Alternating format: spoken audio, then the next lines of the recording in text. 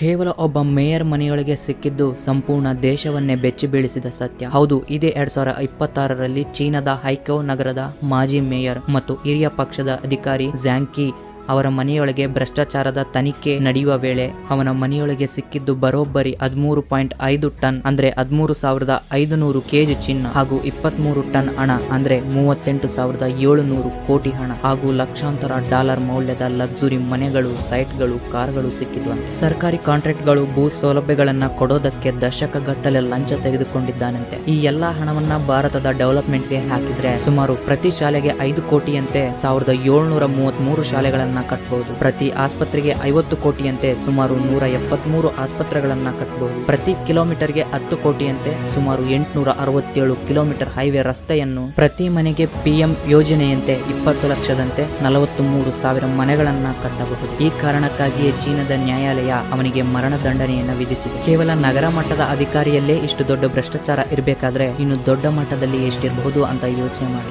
ಇಷ್ಟಕ್ಕೂ ನಿಮ್ಮ ಅಭಿಪ್ರಾಯವೇನೆಂದ ಕೆಳಗಡೆ ಕಾಮೆಂಟ್ ಬಾಕ್ಸ್ ಅಲ್ಲಿ ಕಾಮೆಂಟ್ ಮಾಡಿ ಹಾಗೂ ಇನ್ನಿತರ ಇಂತಹ ಕಂಟೆಂಟ್ಗಳಿಗಾಗಿ ನಮ್ಮ ಚಾನೆಲ್ ಅನ್ನು ಸಬ್ಸ್ಕ್ರೈಬ್ ಮಾಡಿ, ಶೇರ್ ಮಾಡಿ, ಲೈಕ್ ಮಾಡಿ.